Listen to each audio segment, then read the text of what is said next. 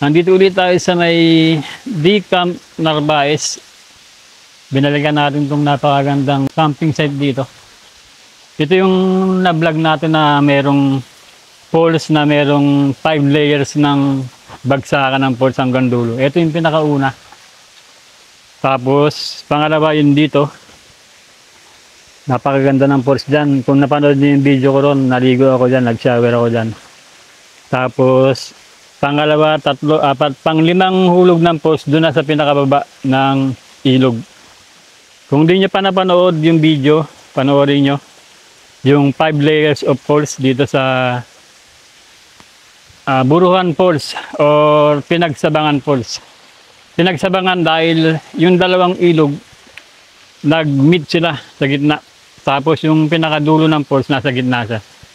Kaya naging Pinagsabangan Falls ang tinawag ng mga lokal.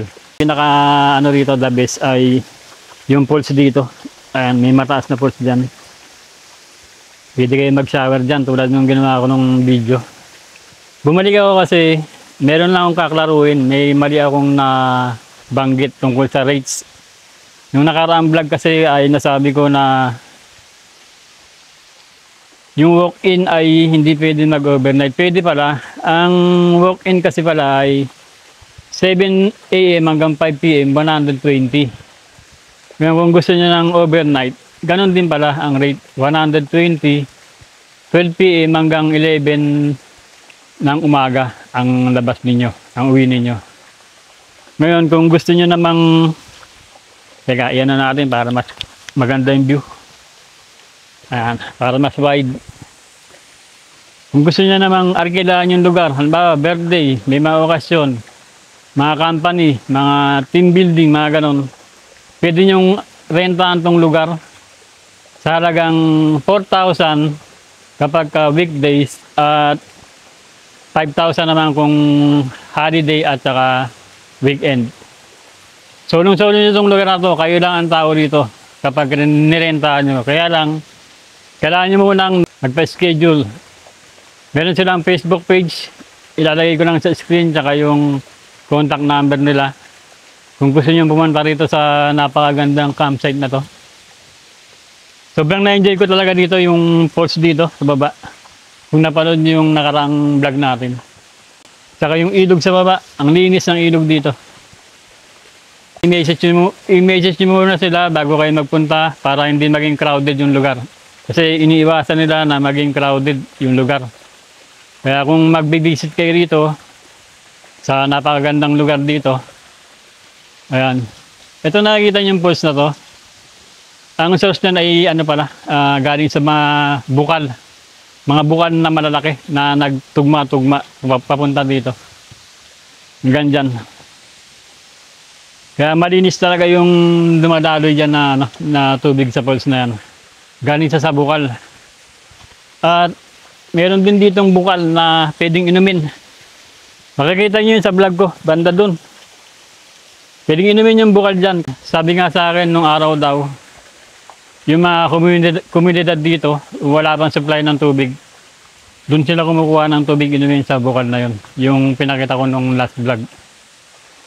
Yun, mga vlogger. Kung kayo ay vlogger, maliit, malaking vlogger, welcome na welcome kayo dito. I-message nyo muna sila kung gusto nyo mag-vlog para meron magbubukas ng gate sa inyo kasi naka-open talaga yung gate.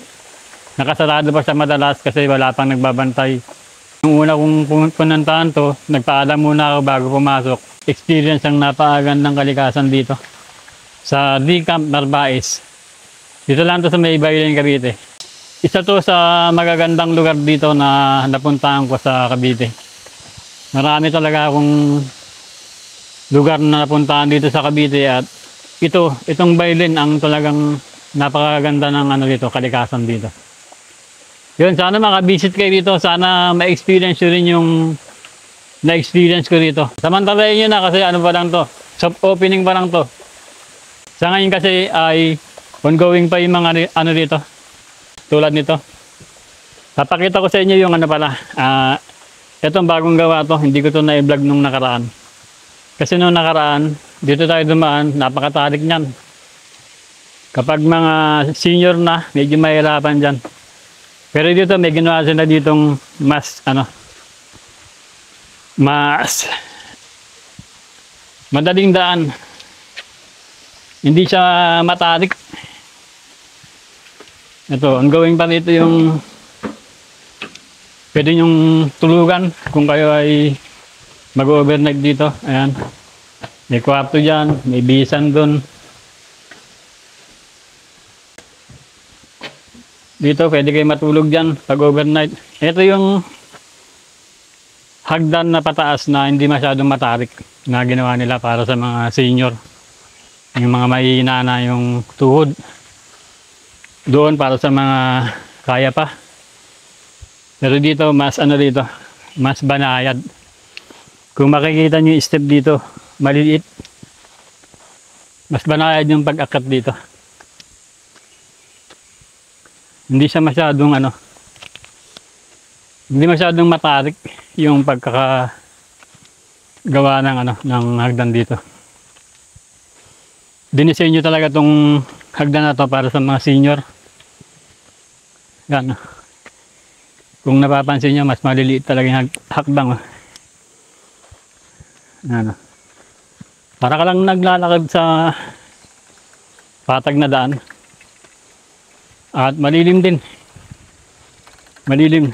Cover siya ng mga puno.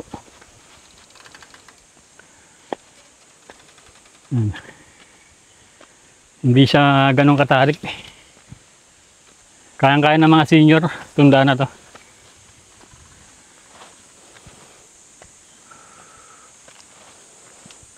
Ganda. Ganda dito. Ano? Yung pinakadulo. Kayang-kaya. Kayang-kaya ng mga senior. Tundaan na to. Ginawa talaga to para sa mga senior. Lawak ng nila dito, ng lugar. Yan. Ongoing pa rin yung dito. Pagpapagawa ng kitchen. May kitchen dito. Ayan. May kitchen para sa mga mag-overnight. May hugasan dyan. Dito may lutuan. At may mga CR. May pang lalaki, may pang babae. At ito, may